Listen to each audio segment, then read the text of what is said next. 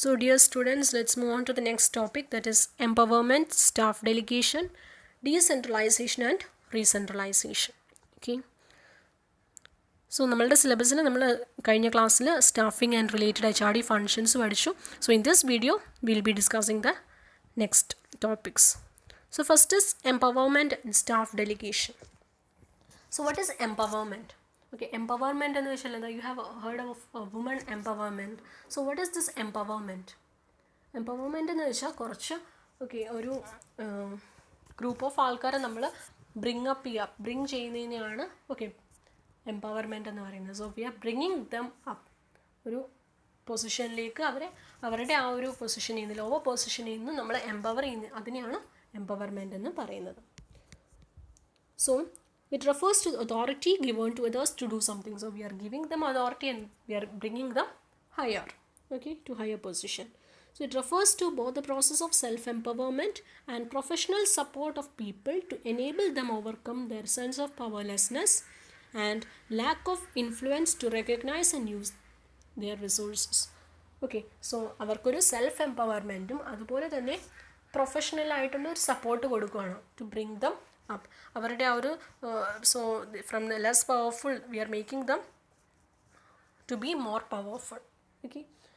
So that is what empowerment is, and it is based on the idea of giving employees skills. So skills കൊടുക്കുക. So skills കൊടുക്കുമ്പോഴത്തേക്ക് they will automatically അവർ build up ചെയ്യാണ്.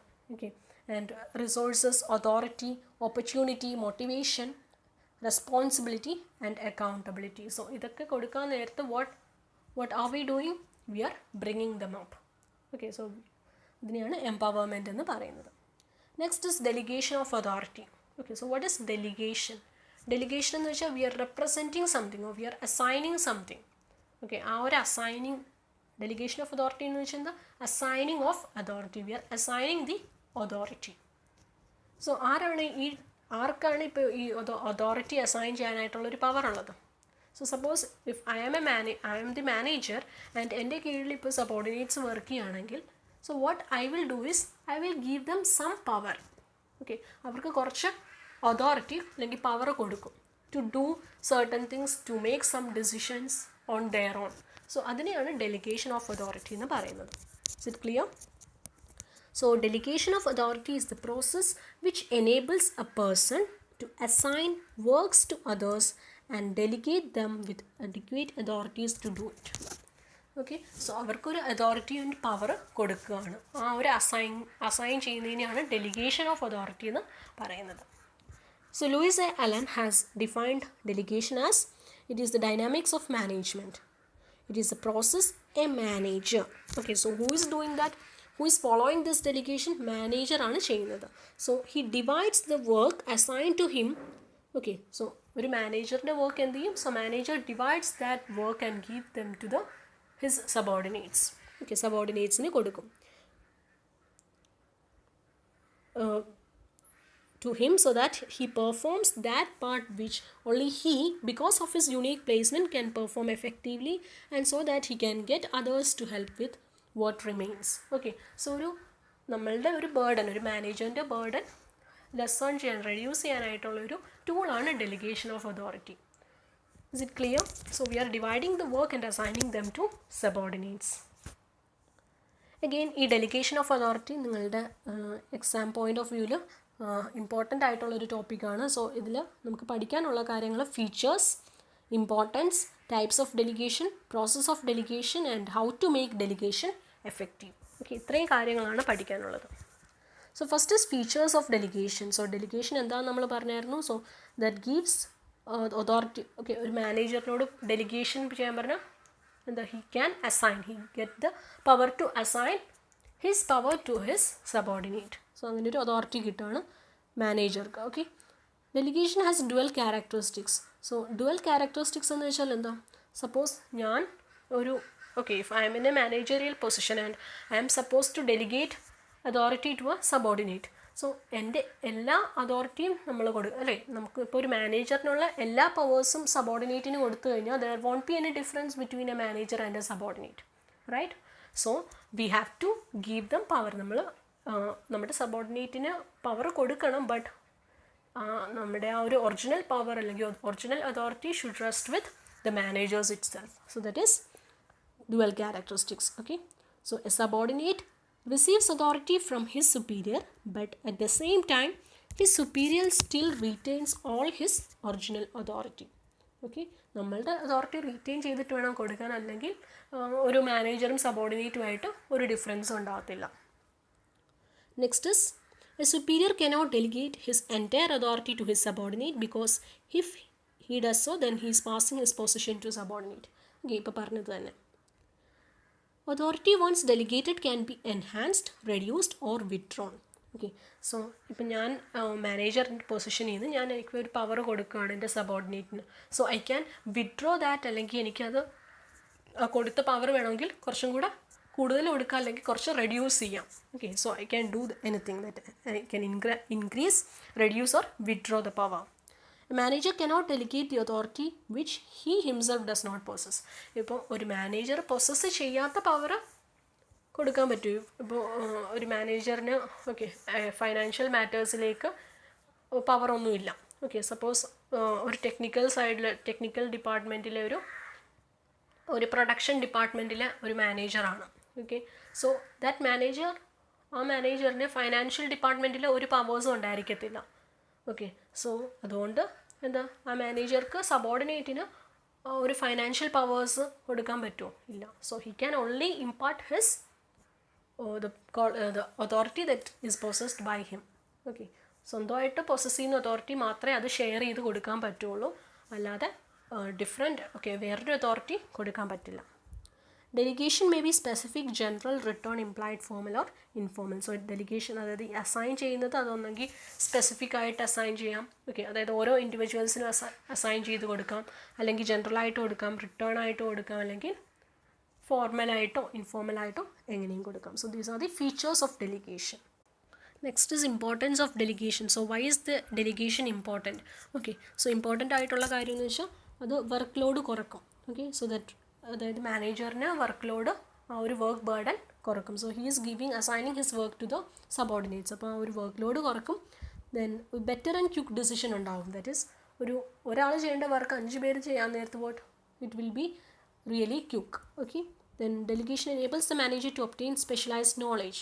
So ഇങ്ങനെ ഒരു team work പോലെ ആകുമ്പോഴത്തേക്ക് the manager will get knowledge from their subordinates. Okay, it helps in maintaining healthy relationships. So managers and subordinate ആയിട്ടൊരു healthy relationship ഉണ്ടായിരിക്കും. It helps to improve job satisfaction, motivation and morale of subordinates. So ഇവിടെ subordinatesന് ഒരു decision making ആയിട്ടുള്ള ഒരു power കിട്ടുകയാണ്. Okay, so they feel important and അതുകൊണ്ട് അവർക്കൊരു job satisfaction ഒക്കെ ഉണ്ടായിരിക്കും. Then it helps to discharge responsibility effectively and economically.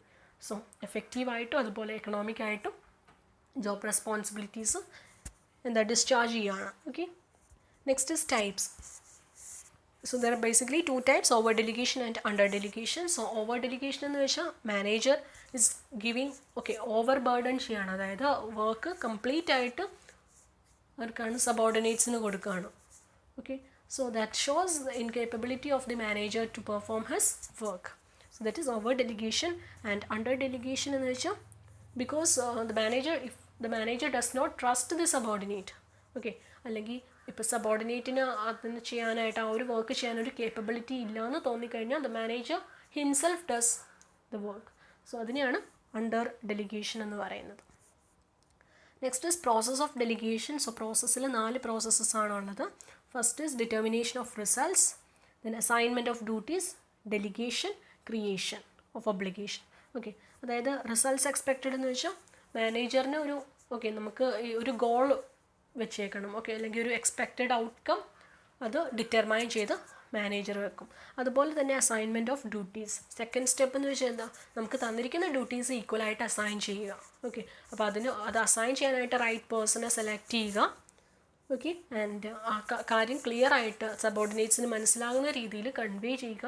And if the subordinate needs any help, ആ ഒരു ഹെൽപ്പ് പ്രൊവൈഡ് ചെയ്യുക, അല്ലെങ്കിൽ അസിസ്റ്റൻസ് പ്രൊവൈഡ് ചെയ്യുക. Okay, that is assignment of duties.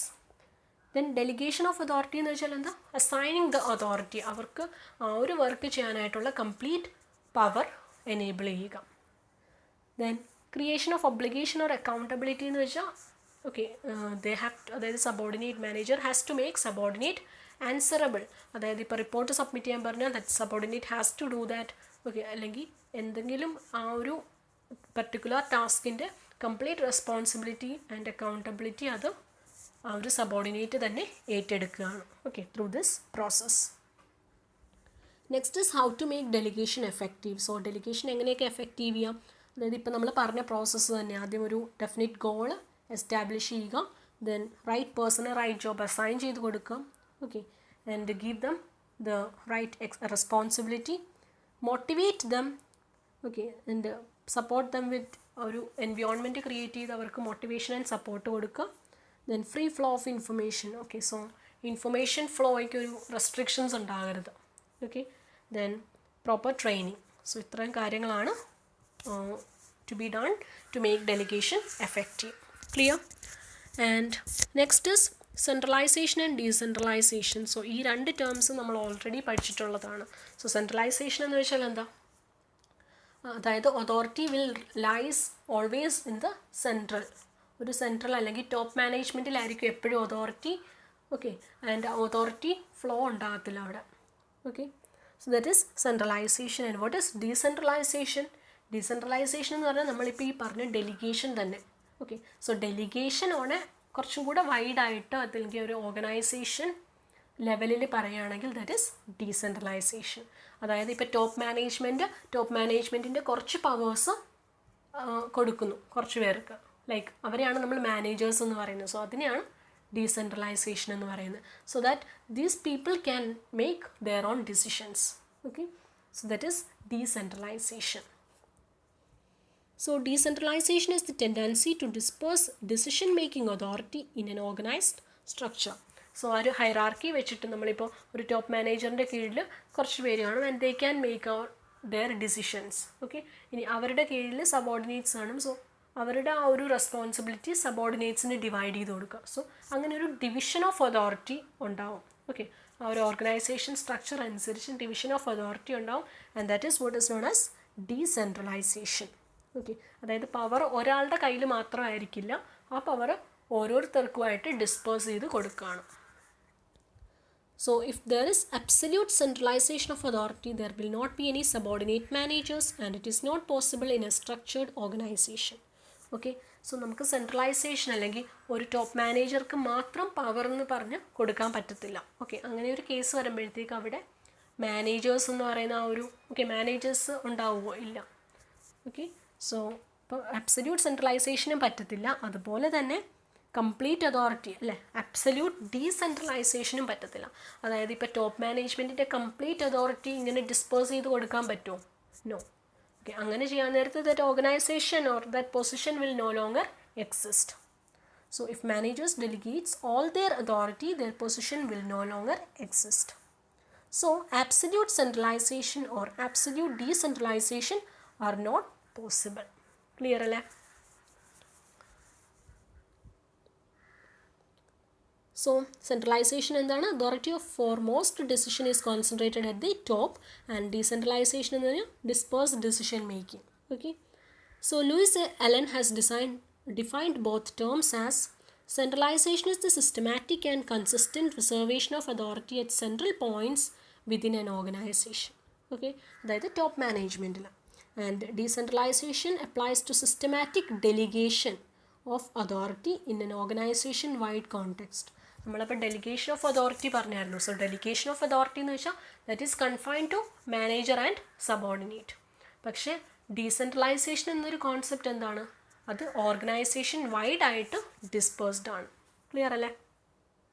again advantages of decentralization. അപ്പോൾ നമ്മൾ നേരത്തെ പറഞ്ഞ സെയിം, അതായത് ഡെലിഗേഷൻ ഓഫ് അതോറിറ്റിയിൽ പറഞ്ഞ സെയിം കാര്യങ്ങൾ തന്നെയാണ് ഇവിടെ.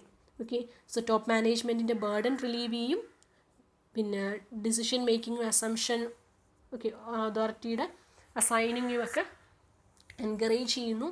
So managers get more freedom and independence, promote establishment and use of board controls that may increase. Motivate ചെയ്യുന്നു. Then makes comparison of performance of different organizational units. Okay, so ഒരു എന്താണ് നമുക്ക് compare ചെയ്യാൻ പറ്റും different performances. Then product diversification. അപ്പോൾ ഓരോരുത്തരുടെയും ചിന്ത അല്ലെങ്കിൽ ഒരു തിങ്കിങ് പവർ ഡിഫറെൻ്റ് ആയിരിക്കും. സോ നമുക്കൊരു ഇപ്പം നിങ്ങൾ തന്നെയാണെങ്കിൽ ഇപ്പോൾ നമ്മൾക്കൊരു എന്തെങ്കിലും ഒരു ഐഡിയ വേണം. സപ്പോസ് വി ഹാവ് ടു, അപ്പോൾ ഈ ഐഡിയാസ് നമ്മൾ ഒരു 10 പേരോട് ചോദിച്ചാൽ വി ഗെറ്റ് 10 ഡിഫറെൻറ്റ് ഐഡിയാസ്. അതേസമയത്ത് ഒരാളാണ് ഐഡിയ പറയുന്നതെങ്കിൽ will get only 1 idea. So അങ്ങനെ ഒരു ഡൈവേഴ്സിഫിക്കേഷൻസ് ഉണ്ടാകും, പോസിബിളാണ്. So product diversification will be there. Promotes development of general manager ഉണ്ടാവും. ആൻഡ് നമുക്ക് ഫാസ്റ്റായിട്ട് അഡാപ്റ്റ് ചെയ്യാനായിട്ടുള്ളൊരു അഡാപ്റ്റബിലിറ്റിയും കിട്ടും. ക്ലിയർ അല്ലേ? And what is the limitation? So ഇതുകൊണ്ട് കുറച്ച് ലിമിറ്റേഷൻസ് ഉണ്ടെന്ന് ചോദിച്ചാൽ നമുക്ക് കോർഡിനേറ്റ് ചെയ്യാൻ ബുദ്ധിമുട്ടായിരിക്കും. കാരണം നേരത്തെ കൺട്രോൾ ചെയ്യാൻ എളുപ്പമാണ്. കാരണം ഒരാളുണ്ടെങ്കിൽ ആ ഒരാൾ ടോപ്പ് മാനേജ്മെൻ്റ് ആണ് ഡിസിഷൻ എടുക്കുന്നത്, പവറുള്ള എല്ലാം എങ്കിൽ നമുക്കത് കൺട്രോൾ ചെയ്യാൻ എളുപ്പമായിരിക്കും. പക്ഷേ ഈ നമ്മുടെ പവർ ഡിസ്പേഴ്സ് ചെയ്ത് കിടക്കുകയാണെങ്കിൽ that will be hard to control. So make it more difficult to have a uniform policy and increases complexity of coordination, then result in loss of control, then may be limited by inadequate planning and control techniques. കാരണം ഇത് entirely depend on that individual അല്ലേ. അപ്പോൾ അവിടെ ഒരു limitations ഉണ്ടാകാം. then lack of qualified managers. If the manager does not possess the adequate quality, there will be that will fail in one way or other. then considerable. അപ്പോൾ ഓരോരുത്തരെയും train ചെയ്യണം അല്ലേ.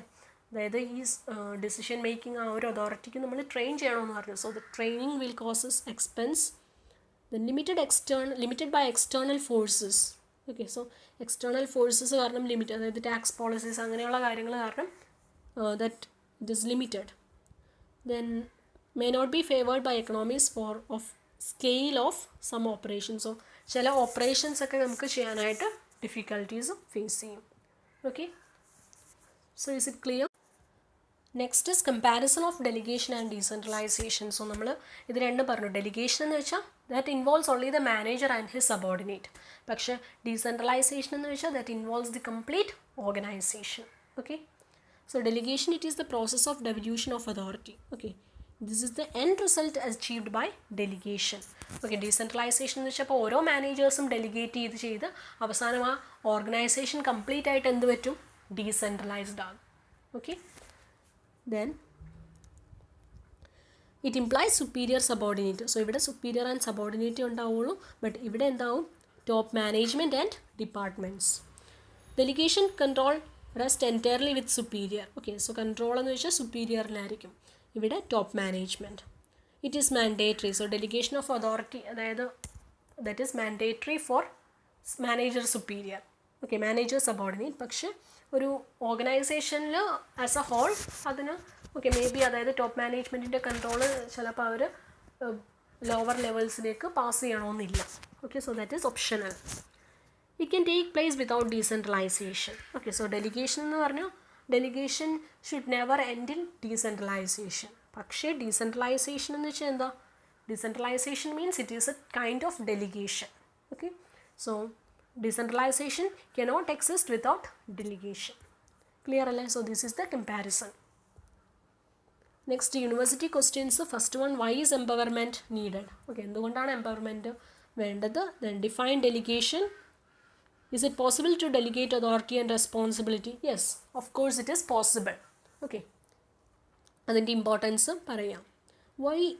What is recentralization of authority? So recentralization means what? We are ഒരു അതായത് ഡീസെൻട്രലൈസേഷനിൽ നിന്ന് തിരിച്ച് centralise ചെയ്യാണ്. We are giving the power back to authority. That is recentralization.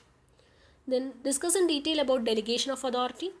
3 reasons for the delegation. എന്തുകൊണ്ടാണ് delegation of authority? 3 reasons എന്ന് വെച്ചാൽ mention its importance.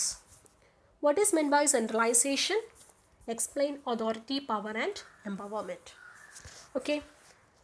So please go through these university questions. Thanks for listening.